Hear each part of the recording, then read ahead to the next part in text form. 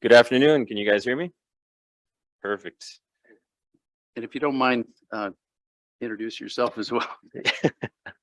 Again, my name is Inuuteq Stotts. I work for ASRC Energy Services.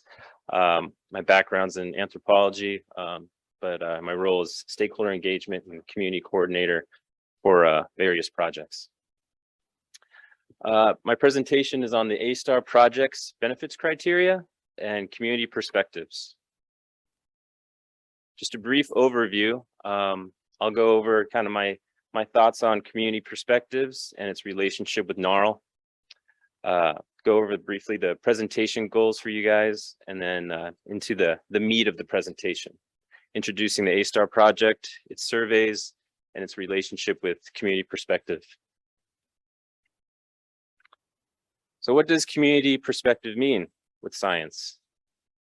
Well, I cheated a little bit with my presentation. I took a quote from someone I was interviewing when I was doing my thesis a couple years back, and we were talking about traditional knowledge with science, and I'll read it quickly here.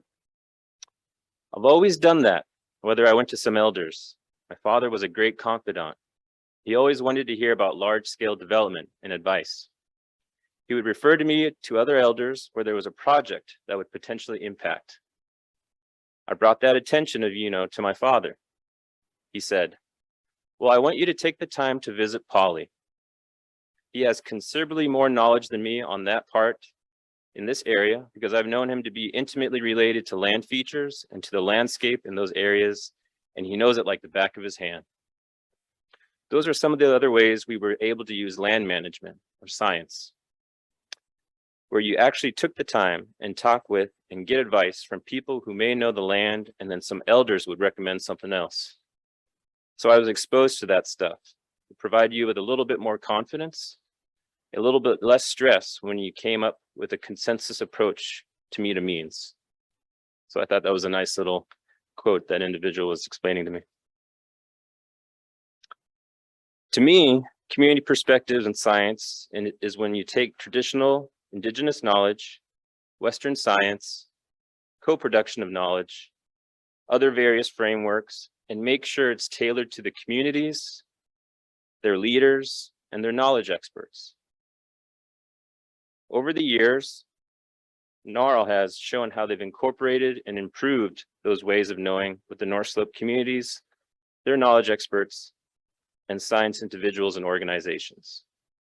I just want to acknowledge, like what we've been doing this morning throughout the day, past locals that have lived in and improved NARL. I'd read once, maybe from one of those reports that Todd had explained to us, that there were roughly 40 to 50 Inuuteq employees when NARL was starting up. I'll just name a few. Kenneth Duval, Harry Brower Sr., Max Brewer, Chester Lampy, Pete Suwiluk, John Schindler. I have way more on this list, and as Richard had noted earlier this morning, there are many families. See some other families like the Levitts, the Hobsons, more Browers, Dr. Irving, Akpik, and then there's a long list. Now in my presentation, I hope that you guys learn a little bit more about the A-STAR project, generally speaking, and its cumulative benefits and benefits criteria. Learn about community perspectives with applying these A-STAR surveys, and learn how the A-STAR tools and community perspectives can enhance Arctic science and engineering, which is a big goal of this week-long event. So just to introduce A-STAR, it means Arctic Strategic Transportation and Resources Project. It's a partnership between the state of Alaska, Department of Natural Resources, and the North Slope Borough. The purpose is to identify, evaluate, and advance opportunities to enhance the quality of life and economic opportunities in the North Slope Borough communities through infrastructure development. The goal is to prioritize community needs and identify infrastructure opportunities that offer the most cumulative benefit, enhance the quality of life for the whole North Slope Borough region. As many of you guys are aware, a lot of these projects have quite the project timeline. Just with introducing the project, coming back, providing reports and tools and things of that sort. I'll be focusing on the highlighted section here, leadership survey workshops and its application to community perspectives in science.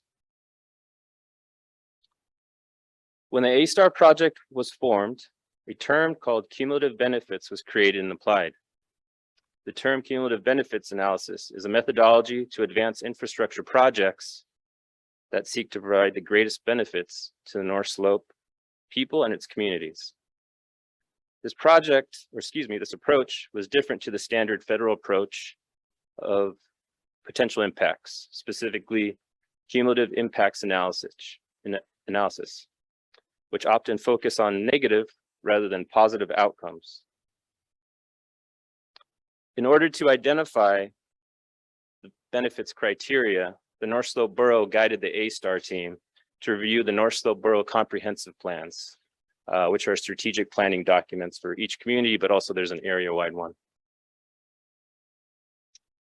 It's through the North Slope Borough comprehensive plans that we created the benefits criteria, which would be the core of how we rated and conducted our leadership surveys, kind of in our round 2 leadership surveys.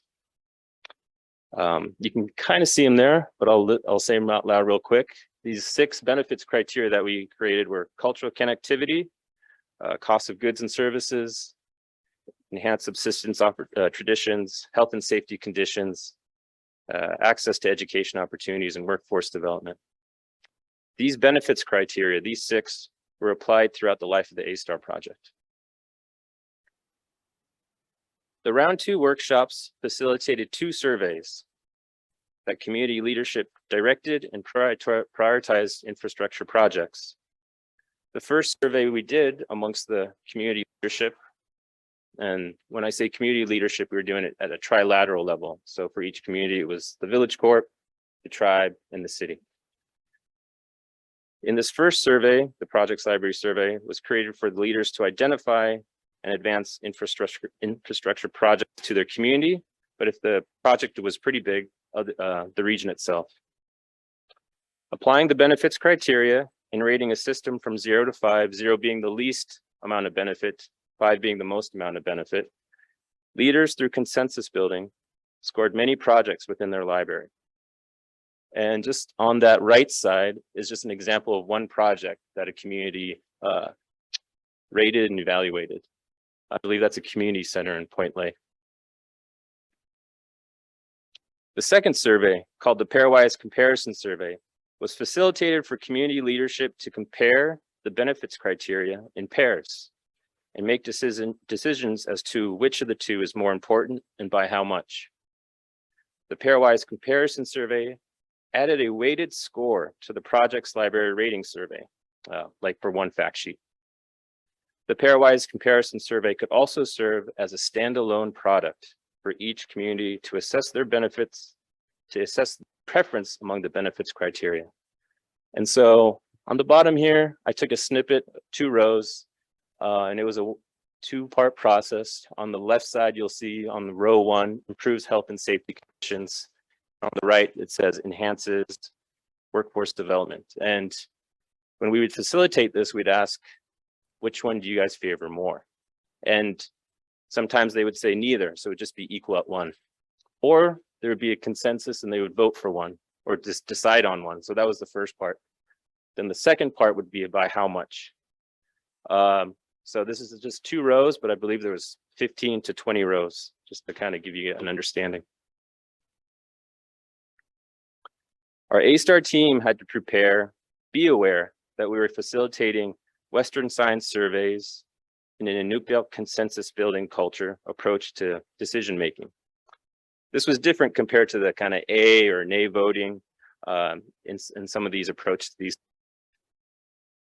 We needed to be patient and provide time flexibility with local leaders, especially when COVID hit.